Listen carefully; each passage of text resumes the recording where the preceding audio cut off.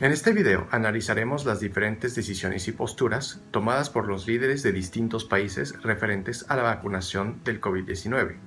Esto nos ayuda a tener una percepción más acertada de cómo se desarrolla la ética en la política y cómo esta afecta la manera en la que vivimos.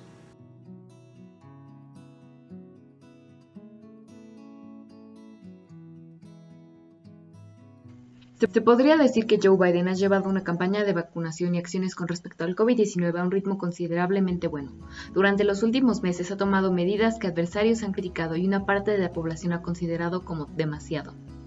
En el mes de mayo se vacunaron aproximadamente 1 millón de personas al día. Propuso la meta que para el 4 de julio el 70% de los adultos estén vacunados.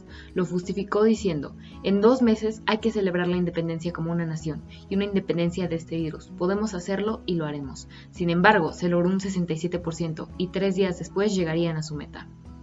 Además, Biden ha fomentado la vacunación y el acceso a la información del COVID-19 en diferentes plataformas. Crea una página web, un número telefónico y para saber información y poder localizar lugares donde se puedan vacunar.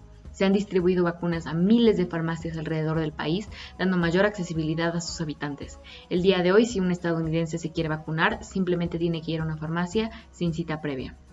El 6 de julio, Biden compartió un comunicado que traería controversia en las redes sociales.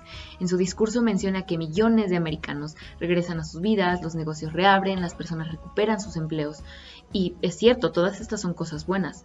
Y cómo Estados Unidos está regresando y están regresando juntos.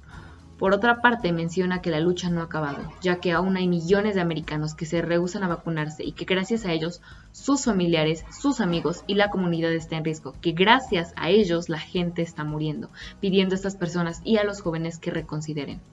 Háganlo por ustedes mismos, por su colonia, su país. Suena cursi, pero es la acción más patriota que pueden hacer, dijo el presidente. Sin embargo, el fragmento que causó agitación fue decir que el siguiente paso sería tocar de puerta a puerta para ayudar a las personas que sigan desprotegidas. Esto último le dio oportunidad a varios gobernadores del partido opositor para criticar al presidente. La decisión de un residente de Carolina del Sur de vacunarse es personal y no del gobierno, comentó Henry McMaster, el gobernador de Carolina del Sur. Esto puede ser directamente relacionado con el peso e importancia que Kant le da a la libertad de la voluntad y asocia al artículo 3 de la Declaración Universal de los Derechos Humanos, que establece que cada persona tiene derecho a la vida, libertad y seguridad de sí misma. Se les ofrece derecho a la vida a estas personas. Se les ofrece la oportunidad de estar en menor riesgo, sin embargo queda en ellos tomarla o no. Aunque Biden nunca mencionó obligar a vacunar, sino a fomentar, la declaración y las palabras del presidente fueron distorsionadas y muchos americanos estuvieron de acuerdo con McMaster. Estas acciones en conjunto reflejan una intención de bien común para la sociedad. Las premisas de Biden tienen sentido. Si un individuo decide vacunarse, no solo le afecta a él o a ella, sino le potencializa los contagios como cadena, afectando al resto de la comunidad. Es obligación moral y ética de cada persona vacunarse. Su fomentación intensa nace de buenas intenciones, con justificaciones razonables. Sin embargo, si el gobierno decidiera que vacunarse fuese un mandato para entrar a ciertos establecimientos o viajar, justificando que dicha acción es para proteger a los ciudadanos y evitar más contagios y muertes, esto sería respaldado por el artículo 29 de la Declaración Universal de los Derechos, el cual establece lo siguiente. En el ejercicio de sus derechos y en el disfrute de sus libertades, toda persona estará solamente sujeta a las limitaciones establecidas por la ley, con el conjunto fin de asegurar el reconocimiento y el respeto de los derechos y las libertades de los demás, y de satisfacer las justas exigencias de la moral, del orden público y del bienestar general en una sociedad democrática. Las oportunidades que se les ha presentado a los ciudadanos han sido justas. Cualquier persona, independientemente de su raza, clase social, se le da la misma oportunidad de vacunarse, al comienzo dándole prioridad a los mayores de edad, que se encuentran más vulnerables a este virus. En conclusión, se podría decir que el presidente Biden ha brindado soluciones que cumplen con los derechos humanos, ligados con la seguridad, salud y libertad, ya que no se han aplicado restricciones.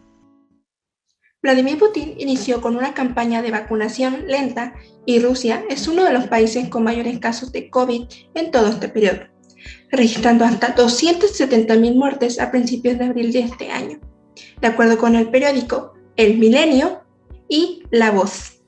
A pesar de esto, el jefe de Estado ha declarado que no apoya la vacunación obligatoria, pero sí pide a su gente que escuchen a los expertos y se vacunen, en vez de hacer caso a las personas que no entienden de la situación.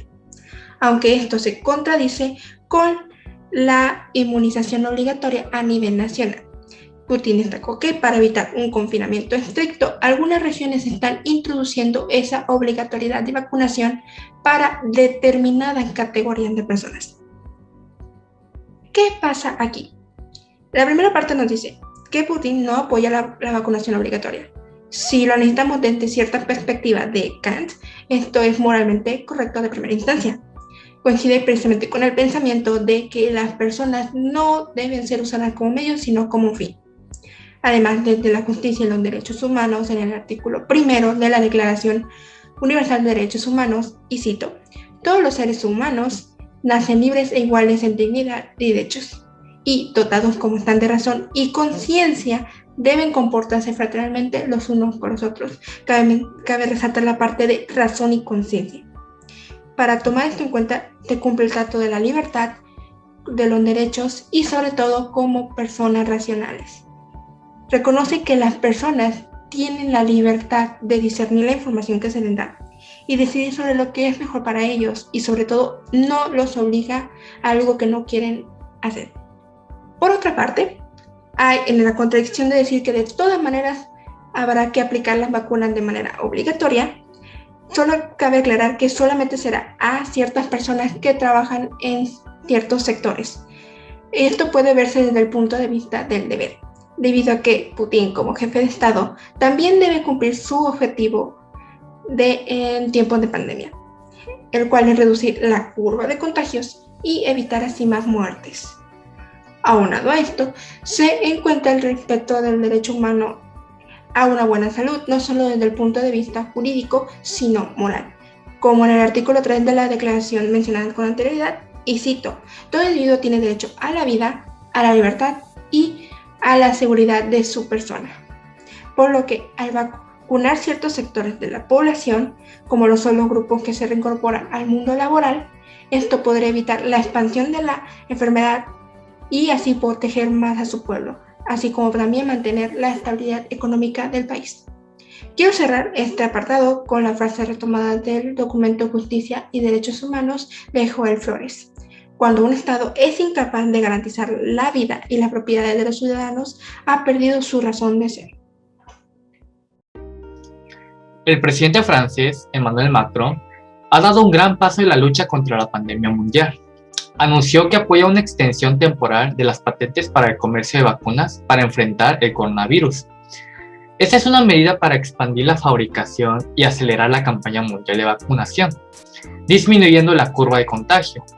Para llevar a cabo esta extensión, se sugiere hacer una declaración que confirme que la pandemia en curso califica una emergencia que justifica el uso de licencias obligatorias. Eso es evidente por sí mismo, más importante aún dado que la concesión de licencia produjo es también complicada por sí sola. Además, al apoyar la extensión, el presidente Macron sabe que no aumentaría la producción de la noche a la mañana. Sin embargo, facilitaría reglas complejas, eliminaría el riesgo de represalias y litigios basados en el comercio y allanaría el camino para una mejor colaboración, para transferir tecnología y ampliar la fabricación. Si actúa sobre sus obligaciones legales internacionales de cooperación y acepta la exención, con el tiempo ayudaría a superar la escasez de vacunas de COVID-19 y otros productos médicos. En la actualidad, estas carencias violan los derechos humanos de las personas como la vida, la salud y un nivel de vida digno, ya que muchos países, especialmente los países en vías de desarrollo, no han podido avanzar en su esquema de vacunación debido a que las grandes farmacéuticas tienen las patentes de la vacunación y estos no se dan abasto en la compra por su alto costo, mientras que países con mayor poder adquisitivo pueden obtenerla más fácilmente. Por ende, los países con menos recursos les es difícil acceder a ellas por disponibilidad y por el precio. En resumen, la exención ayudaría a poner fin a la pandemia mundial más rápidamente, ya que habría más variedad de producción, disponibilidad y accesibilidad en los precios de las vacunas contra el COVID-19.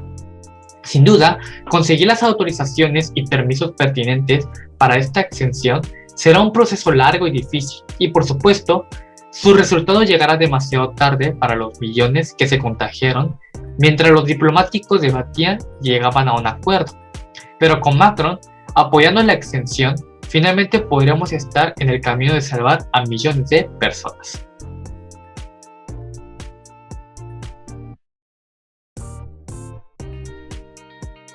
La ética aportó mucho. En materia del proyecto, ha marcado la trayectoria, la forma de pensar y la influencia de sus decisiones de estas tres personas: Emmanuel Macron, Vladimir Putin y Joe Biden, en la política. Una de las formas en las que se aplica la ética es la que busca el bien común. Esto bajo el enfoque utilitario, donde se debe hacer aquello que aumente la felicidad del mundo. Por otra parte, también la ética reconoce que la formación de la ciudadanía no ha sido nada fácil. La construcción de la individualización y la libertad del país ayudan a decidir qué es lo mejor para sí mismo. Además, en algunos casos se les da las herramientas para que puedan tomar una decisión informada.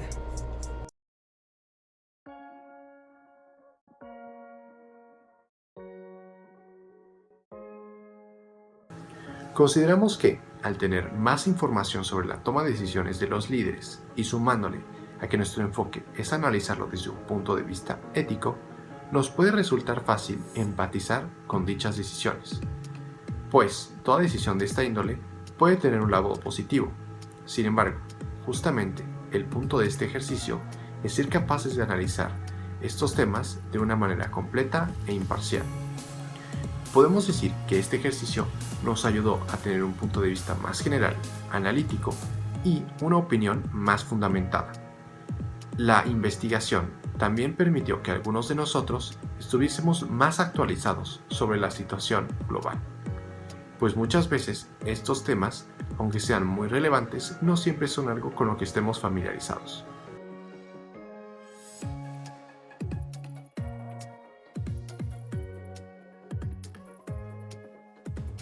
Sí, la toma de decisiones siempre estará alineada a un interés común para construir una ciudadanía global. Por el hecho de reconocer nuestras responsabilidades ante los demás, hoy en día esto no es solo decidido por las personas con los altos puestos, sino que la misma gente es quien influye en esto. Además, el sentido moral y la ética universal se pueden comunicar y transmitir en un instante, algo que no era posible hace unas pocas décadas.